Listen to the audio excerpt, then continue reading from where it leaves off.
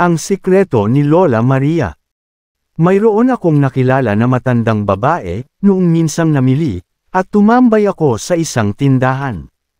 Nasa edad 80 mahigit na raw ito at byuda na, pero malakas pa rin, masayahin, at magiliw siyang magkwento. Lola Maria, ang tawag sa kanya ng mga taga roon.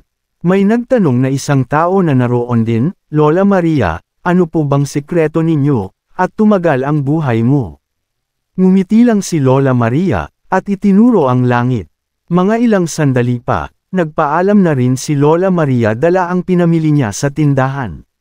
Dahil siguro sa wala naman akong gagawin ng araw na iyon, palihim kong sinundan si Lola Maria, pabalik sa kanyang tahanan. Nakita ko si Lola na pumasok sa isang maliit na iskinita, at natunton ko kung saan siya nakatira.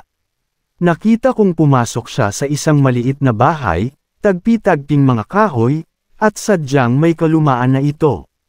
Lumapit ako sa may gawing bintana, at naulinigan ko ang boses ni Lola Maria.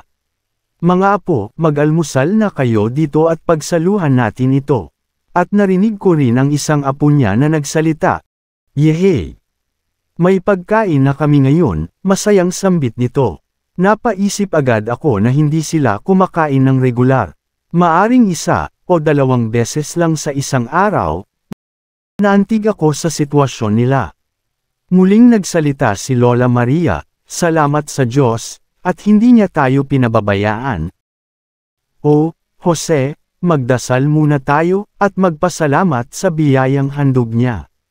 Bahagya kong sinilip ang nakabukas na bintana, at nakita kong nagdarasal sina Lola Maria at 5 pa nitong apo. Nang makita ko ang tagpong iyon, napag-isip-isip ko, hindi pera, hindi karangalan, hindi kayamanan, hindi lupain o kahit anong material na bagay sa mundo ang tunay na makakapagpasaya sa tao. Totoong kapag nagkaroon tayo ng mga material na bagay na gusto natin, sandali tayong sumasaya.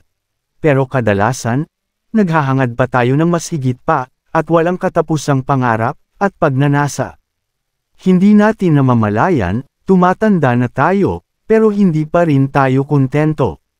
Si Lola Maria, sa kabila ng kahirapan, salat sa material na bagay, payak na pamumuhay. Nananatiling masaya, at kontento, tapat sa Diyos, nagpupuri, at nagpapasalamat sa kabila ng mga pagsubok. Ngayon, alam ko na ang sikreto ni Lola Maria, ang pagkakaroon ng tunay na relasyon sa ating Panginoon.